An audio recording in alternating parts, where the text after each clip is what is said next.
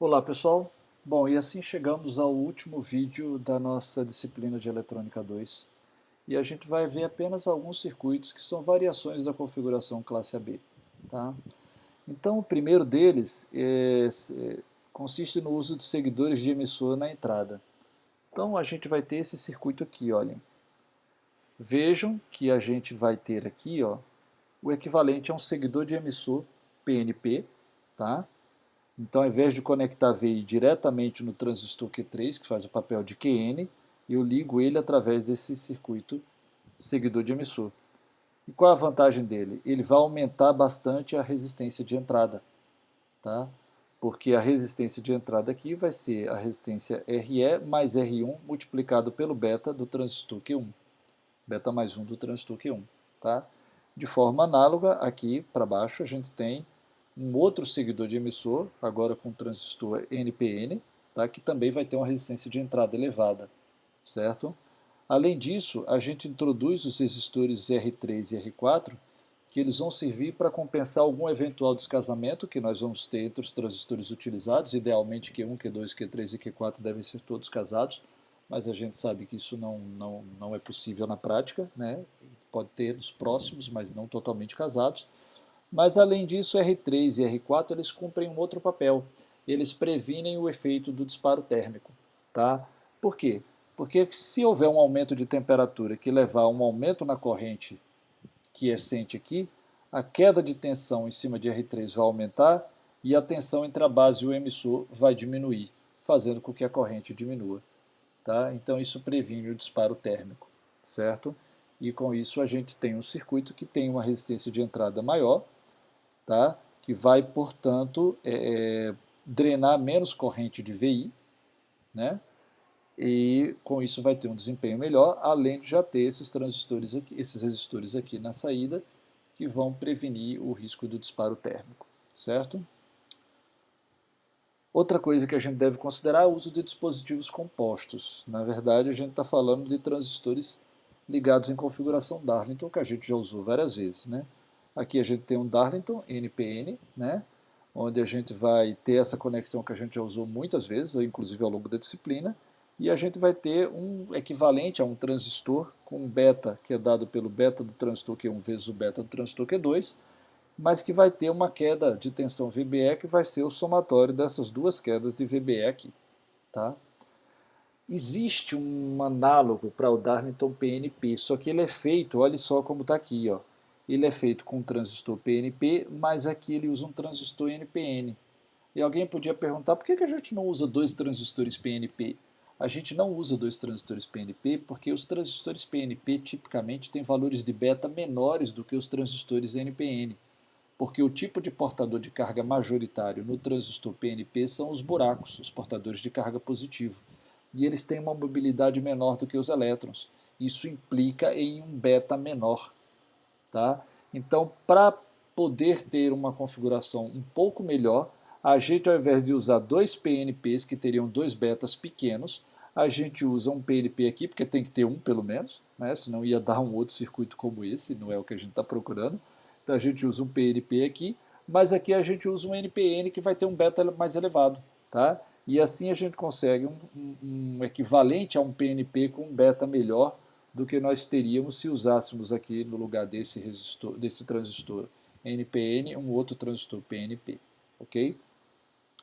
Aqui a gente tem um gráfico, um circuito, né, ilustrando um multiplicador de VBE, um estágio de saída classe AB, polarizado com multiplicador de VBE e usando no estágio de saída, né, configurações Darlington.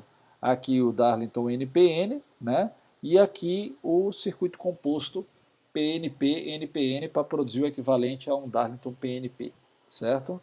Então a gente consegue um maior ganho de corrente aqui, então eu consigo entregar uma corrente maior aqui e trabalhar com correntes menores nas bases de Q1 e de Q3, por conta do beta muito maior que eu vou ter usando as configurações Darlington aqui, ok?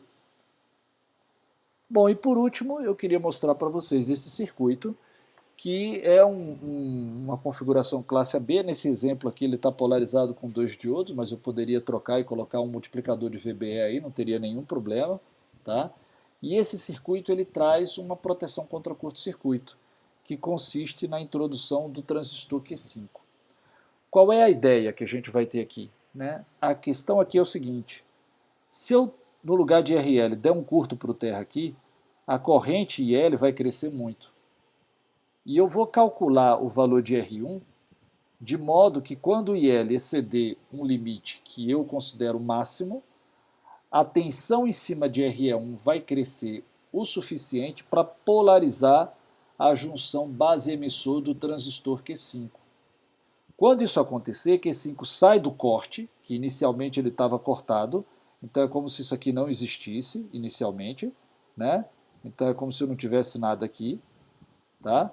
Mas aí quando a corrente L cresce muito e passa por RE1, depois de um certo valor de L, então a tensão VBE que vai ser produzida pelo IL elevado passando por RE1 vai levar com que o transistor Q5 comece a conduzir. Quando ele sai do corte, então parte da corrente que vinha por aqui, né, parte da corrente que vinha por aqui, que antes estava indo toda para a base de Q1, agora uma parte dela significativa vai desviar passando por Q5, mantendo a corrente da base de Q1 limitada e, portanto, protegendo, tá, o transistor Q1 de passar por ele uma corrente excessiva que levaria ele à queima. Tá? Além disso, os resistores RE1 e RE2 que foram introduzidos aqui no circuito, eles, assim como no caso anterior, que a gente viu que tinha resistores aqui no emissor, eles também produzem uma proteção contra o disparo térmico, né? Porque quando a corrente aqui começa a aumentar porque houve um aumento de temperatura, a queda de tensão em cima de RE1 aumenta e, portanto, a queda de tensão aqui na junção base emissor do transistor Q1 diminui, reduzindo a corrente que está passando aqui na condição quiescente e evitando o disparo térmico. A desvantagem da introdução de RE1 e RE2, que também acontece no circuito que a gente viu lá atrás, eu esqueci de mencionar, é que em condições normais de operação, quando a corrente IL vai estar operando dentro dos seus limites razoáveis, tá? Mas elas vão passar por esses resistores RE1 e RE2 e vai ter uma certa queda de tensão em cima deles, que normalmente é da ordem de meio volt. E isso vai fazer com que a excursão de VO, que antes era quase igual a mais VCC e menos VCC, tá? Ela apenas VCC menos VCE SAT, agora vai ser igual a VCC menos VCE SAT menos a queda de tensão em cima de RE1 aqui. Então isso vai reduzir a excursão do sinal de saída VO, tá? Tanto para o positivo como para o negativo, tá? E, como eu disse, esse mesmo fenômeno, essa mesma situação acontece aqui, tá? Então a introdução desses resistores aqui também protege contra o disparo térmico, mas também reduz a excursão do sinal de saída VO, porque vai ter uma certa queda de tensão em cima desses resistores, certo? Bom, pessoal, e aí com esse circuito aqui de proteção de curto-circuito, né, nós encerramos o conteúdo da nossa disciplina de Eletrônica 2, né, com uma aula curtinha, né, que eu espero que a disciplina tenha sido útil para vocês, que vocês tenham conseguido aprender bastante coisa, que tenham finalmente se dado conta de como a Eletrônica 1 é uma disciplina fácil, mas sobretudo que vocês tenham aprendido bastante e tenham se divertido. Muito obrigado pela atenção de vocês e até uma outra oportunidade.